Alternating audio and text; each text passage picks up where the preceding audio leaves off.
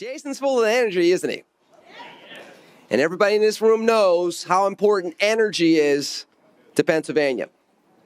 And as we move forward with the expansion of artificial intelligence, energy, including the energy that Jason just showed us, it matters even that much more, especially as we need to continue the lifestyles we enjoy right now, but also continue to push the technological breakthroughs that AI can provide us. However, as he mentioned, and as Chairman Rothman mentioned, bad leadership fears the future, but bold leadership can balance both the challenges and the benefits of innovation and make Pennsylvania better, and as a result, the nation better moving forward. And those are the type of things that Joy Johnson focuses on at PMA. She serves as the Vice President of Communications for the Pennsylvania Manufacturers Association. She's continuing that long history of representing the interest of manufacturers, of Pennsylvania's public policy progress, and representing their interests since 1909. She produces and guest hosts PMA Perspective, a weekly half-hour news program that covers Pennsylvania businesses, current events, and public policy. She's taken her international and domestic experiences and brought it to PMA, where under the leadership of Dave Taylor, they continue to do what's best for Pennsylvania businesses so that the people of the Commonwealth can benefit from prosperity for years to come. If I may, please welcome her panel to the stage, Ms. Joy Johnson.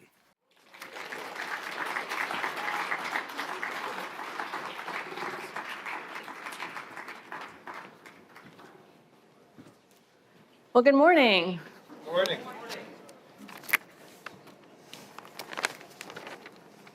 So as Lenny kindly said, my name is Joy Johnson, Vice President of Communications for the Pennsylvania Manufacturers Association. As we all know, artificial intelligence is changing everything, from manufacturing to national security. But every breakthrough comes with a simple reality. It takes enormous amounts of energy to power. From data centers to advanced computing, demand for reliable, affordable energy is rising rapidly. This growth is not abstract. It's made of steel, concrete, transformers, cooling systems, and more. Every AI interaction, document saved, and internet search relies on a physical network that must be built, maintained, and developed. Increasingly, that network is being built right here in Pennsylvania. According to a new study released by the Pittsburgh Technology Council, our Commonwealth is currently operating roughly 182 megawatts of data center capacity, projected to grow over 4,000% to 7,000 megawatts in the next decade.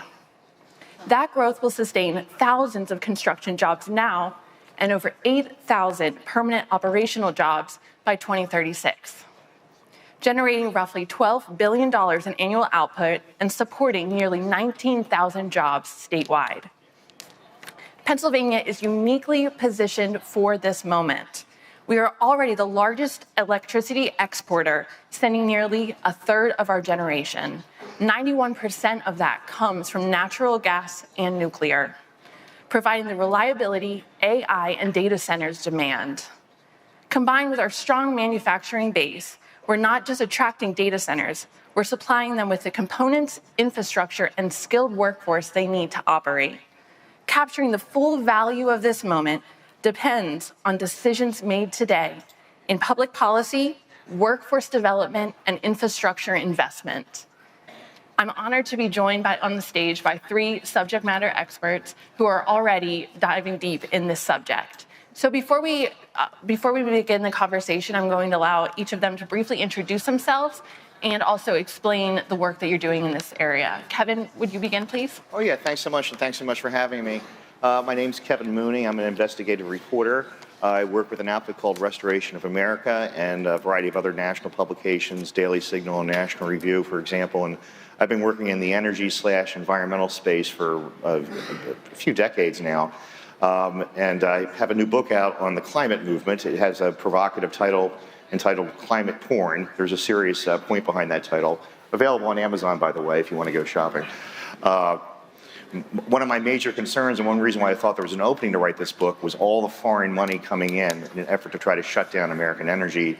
And of course, these entities are targeting Pennsylvania in particular as one of the top energy producers. So it's not just here domestically. Pennsylvania has huge geopolitical importance. It really depends on how public policy is set going forward. That's why I saw an opening to write this book. And I'm glad to answer any questions about the foreign influence coming into Pennsylvania, what it means for energy future, because Pennsylvania is key. Our independence relies on robust, cheap, affordable sources of energy. And I think we sit right on the edge in terms of whether or not we continue with deregulation under Donald Trump or if we slide back in the other direction. So I'd say that's kind of it in a nutshell what I'm trying to seize on. Thanks, Kevin. Jim? I'm Jim Welty. I'm the president of the Marcellus Shale Coalition. And the Marcellus Shale Coalition, it's good to see many friends in the audience. Marcellus Shale Coalition really represents the natural gas development that's going on here in the Commonwealth of Pennsylvania. We represent the upstream producers and those doing the drilling of the natural gas, as well as those transporting and processing the gas, but also the large end users. So that makes up our board. And then we have the service and supply chain that feeds those operators throughout the Commonwealth. And what's amazing about what's going on, what we're going to be talking about today, is just the amount of growth of energy that's being produced in Pennsylvania. So you think 20 years ago, the first Wren's well was drilled, the first unconventional well in the Marcellus was drilled. And Pennsylvania at that time was producing about 20% of our own consumption of natural gas. Today, we produce 20% of the entire country's production of natural gas. And that occurred in 2 decades. Incredible transformation and incredible opportunity with incredible economic impacts throughout the Commonwealth, but also the region and the country. Yeah, absolutely. Tremendous. And Ted? I'm Ted Ellis. I'm the director of Power America, which is the energy initiative at America First Policy Institute, and I also work on the policy team. America First Policy Institute is a Washington, D.C. based think tank, and I think we're a bit of a special place. There are a lot of places in DC that advocate for all sort of things, but at AFPI, we don't advocate for corporate interests. We don't advocate for special interests. We don't even advocate for our own interests. We advocate for the interests of the American people. And so with regard to energy, that means being aligned with the president's energy dominance agenda that says we have abundant natural resources. We should make sure that those don't stay on the ground. We should bring those to the benefit of the American people, and we should push forward on AI responsibly so that people have assurances and that it's solid that their household rates aren't going to go up, but that we can build responsibly and lead the world in this vitally important strategic competition. Yeah, absolutely. And that leads perfectly into our conversation today. So I think this gives a good perspective of all of the expertise we have on the stage. And Kevin, I'd like to start with you. You've spent a lot of time writing about energy policies and its broader implications. With the rise of AI, what do you think policymakers are still missing about the connection between energy and AI and development? Yeah, see, I'll come at this a little bit differently. I don't think the problem is AI as such. To me, rising demand, energy demand speaks to human flourishing. I think in some ways that's a good thing. I think what we're dealing with is a very antiquated regulatory system that has not yet caught up with some of these new innovations. And Pennsylvania, I think, sits at a very important place. I think while Governor Spanberger lays waste to Virginia with all of our anti-energy policies, Pennsylvania has an opening to become the leading AI center across the whole country, in addition to being an energy power. But we have some catching up to do. There's certainly an easy solution, I think, with the demands of AI, with nuclear energy, for example. But our regulatory regime leaves very little opening for that. It'll take us a decade to really catch up, I think. So, like I say, I think we sit right on the edge. Either we're going to go in the direction of accommodating that demand, catching up with technology, unleashing all of Pennsylvania's rich natural resources.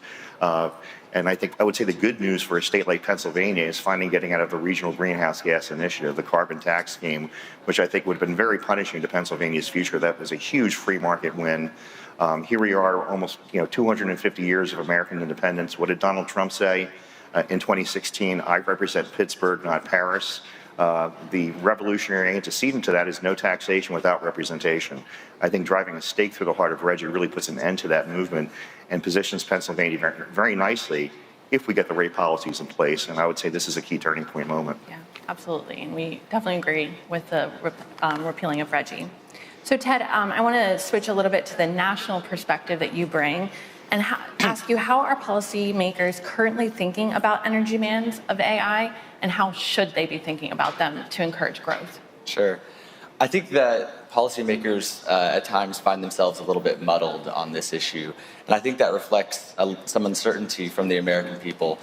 There's a clear line being drawn, but it's not being drawn across partisan boundaries. But there are a contingent of folks out there who are concerned about the impact of data centers on their communities, and I think you see some of that reflected in political proposals. For example, our least favorite senator from Vermont has proposed a moratorium on data centers. We think that's not the way to go. And let me contextualize this just a little bit. With regard to energy and AI, one thing that people often forget is that I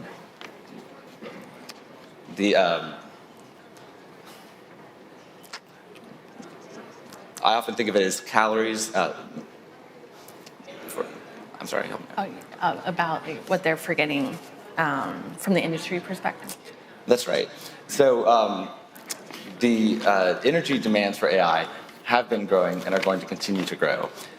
In the last decade, the demand for energy for data centers has nearly doubled. And I think that policymakers are finding themselves in a moment where they're caught with their pants down just a little bit, because for the past number of decades, energy demand has been mostly flatlining.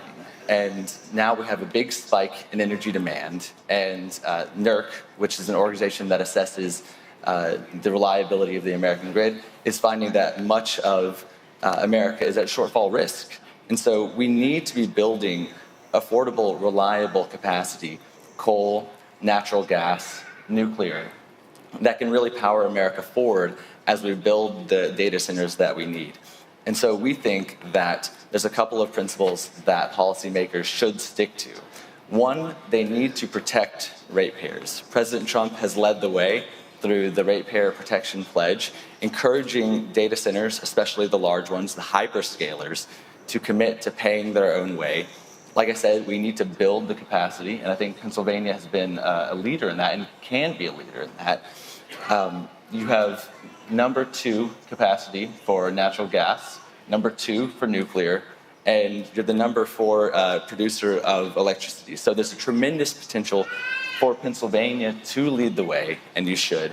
And then, of course, we need to end preferences. Like Kevin, you mentioned RGGI. We need to make sure that portfolio mandates, other kinds of preferences for intermittent solar and wind, that we end those so that we can power ahead responsibly.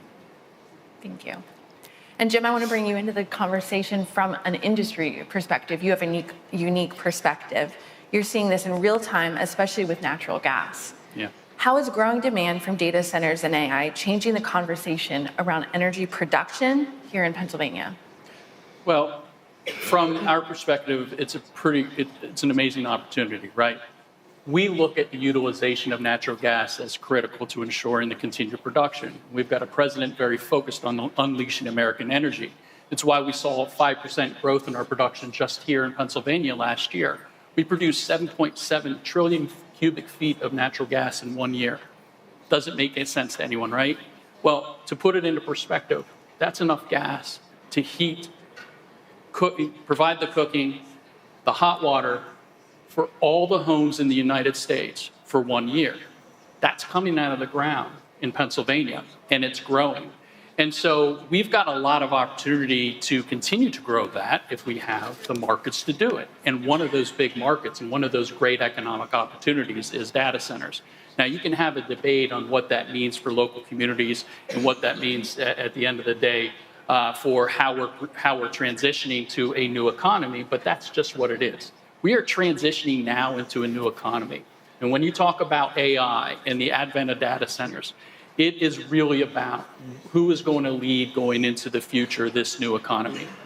a lot of experts have said, and I think it was Jack Ma that said it best, the founder of Alibaba, that said, you're going to see more transition in the next 5 years than you've seen over the last 50 years from an economic perspective. So from an energy perspective, we sit atop one of the largest natural gas deposits in the entire world. We're utilizing that, but we've got a lot more opportunity there to continue to access that gas, to provide the energy to lead the world in that new economy. And that's what we see as the value and the opportunities presented to us on the data center side and the AI side.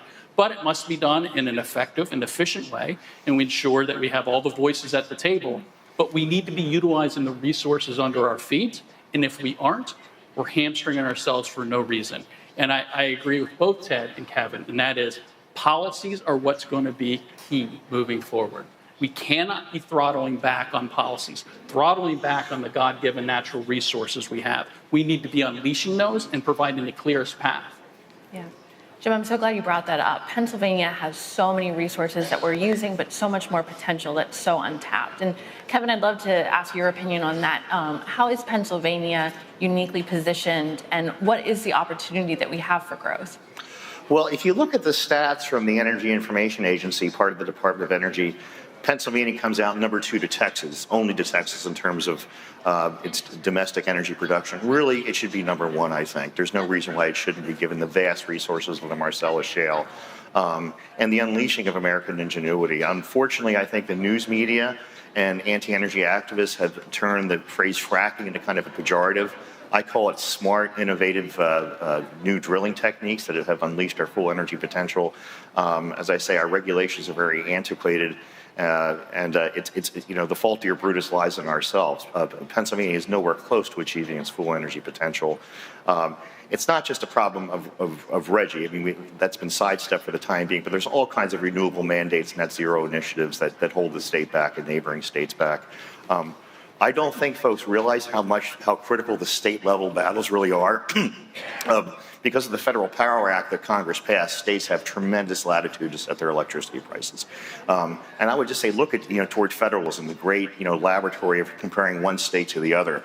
Look at the examples of the states that are not RGGI states, non-RGGI states versus states that are in RGGI, and it's a vast difference. There's just one. Just bear with me because I stepped on my good pair of glasses this morning, so I'm reduced to these. But I'm pretty sure I have this right. It's not the first time I've done that. The RGGI states now pay 57.5% more than non-RGGI states. That totals up from more than 42% a decade ago. Now, it's not just RGGI per se, because of course, if you have policymakers who are going to implement a carbon tax, they're not going to stop there. They're going to keep going. So I think that, Exhibit A and Exhibit B comparison, I think, can really be our saving grace going forward. How sort of the freer, more free market red states are doing in comparison to, well, I'll call it blue states, high rates. That's one way to look at it. Yeah, thank you. And let me jump on that a little bit. And Kevin hit the nail on the head.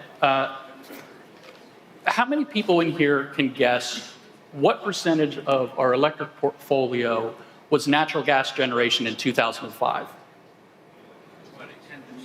I hear 20, I hear 10. It was 5%. Today, it's north of 60%. So those RGGI states that he talked about, guess where they're getting their energy? They're getting their energy for us, because we are producing more electricity than any other state in the nation. We're the number one electricity exporter in the nation. And that's because the surrounding states that have joined RGGI do not have the generation that they need, and they get it from us. So this is kind of the flaw in policy arguments on, oh, we need to cap carbon tax, we need a carbon tax. What that does is it pushes investment and opportunity elsewhere. And it's great that Pennsylvania exited RGGI because it opens up an opportunity, but we still have a governor that talks about what I call RGGI Light in his PACER proposal. He talks about his lightning plan to unleash Pennsylvania energy. But his lightning plan on the PACER side is basically RGGI Light. It's the same thing that RGGI does, only at the state level. And so what's that do? It pushes those opportunities to West Virginia and Ohio within the Marcellus Basin to build those electric power plants, to get that economic opportunity. And that's what we're missing. We need a level playing field when it comes to policy. We can't pick winners and losers. We're not Arizona, where solar Solar here is 40% less effective than it is in Arizona. We're not Arizona. Why are we pushing policies to drive solar? And I'm in all the above, but we need to be pragmatic and we need to have that level playing field. Same thing with wind. It's 50% less efficient here than it is in Texas. Why are we pushing policies that are driving those energy forms? Why don't we have a level playing field? Let the market decide and let a pragmatic approach win. Again, we're all the above, but we're all the above because one, we know gas gets it done, and gas can be throttled up and throttled down as needed, and we have such the resource under our feet. And that's why we need to unleash our gas here to create these opportunities on the AI and data center side and stay away from those policies that throttle it back. Well, and as you say, like as we've made the shift from mostly coal is what the natural gas has replaced, that has actually reduced our carbon emissions significantly. So arguably you can say that we're moving as the private market works, as it's supposed to work, we are lowering emissions. And that's something you don't hear about because the other side doesn't want to talk about this. We saw a 47% reduction in CO2 emissions because of that transition. We saw a 93% reduction in NOx, 98% reduction in SOx, all coming from transition in natural gas generation. And they don't want to talk about it because these are benefits that they're seeing on their narrative that they don't want to talk about. That's not our narrative. Our narrative is about the economic opportunity. Yeah. And so with some of those policy struggles like Reggie, we've seen some faltering in the reliability and the strength as older power plants and coal is taken offline and they're replaced more slowly than the demand is rising. And so, Ted, I wanted to ask you from a national policy standpoint, do you think reliability is being fully appreciated in the broader discussion about AI and innovation? I think it's being appreciated more and more, and yet it's not being appreciated enough. One of the places where you can start to see it being appreciated more is the tech CEOs who just a couple of years ago, short years ago, were encouraging us to rush to a zero carbon emission net zero agenda, fueled only by solar, wind, and a couple of other minor resources. And now they're talking about building reliable natural gas. They're talking about building nuclear, new nuclear, restarting the facility, the Crane Clean Energy Facility, I think, near Harrisburg. I think that's tremendously exciting, and I think it signals a sea change in the appreciation that AI cannot be powered by solar and wind alone.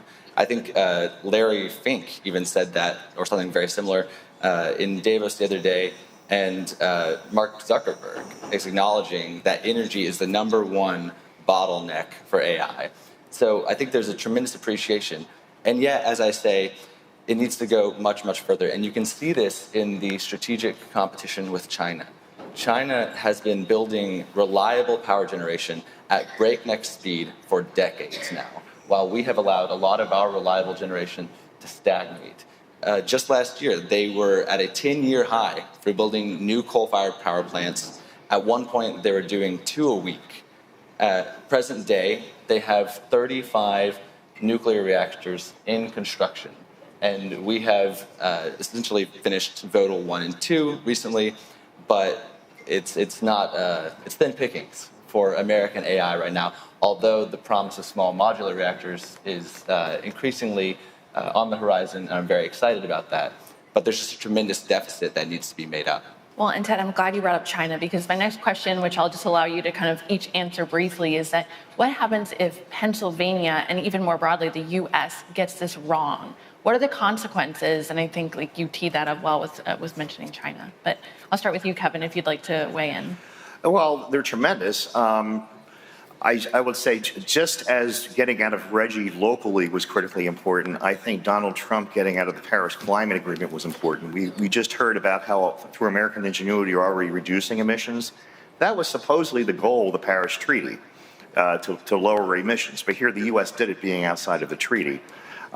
The Paris Treaty was always about limiting American domestic energy production and making us more dependent on supply chains from China. Making us more dependent on rare earth minerals. That's what it was about right from the beginning. Like I say, we sit right on the edge, which is why the policy choices we make today are going to determine whether or not we prevail in this geopolitical struggle against China. I think the good news is that there's been some movement back in the right direction because Trump withdrew the U.S. from the entire United Nations framework, a President Gavin Newsom or AOC can't simply reinsert us back in there. That is a permanent, lasting, enduring change that encourages American domestic energy production. But again, it also comes down to state-level policies, too. So it matters that if we're stuck with somebody like Shapiro, who's going to keep doing Reggie Light or carbon tax light, however you want to describe it, Pennsylvania could determine our future in many ways. Jim, do you have thoughts to add? Yeah, so if we don't get this right, I know Dave Taylor's in the room, and he probably knows what the Dodgers' salary is, but I think it's over north of $300 million. And there's an expectation that they win the World Series again because of what they're spending, right? Because they have all this talent, and they bought all the talent. It would be like the Dodgers not making the World Series. It would be like the Dodgers losing to the Harrisburg Area Community College club team. That's how bad it would be if we don't get this right.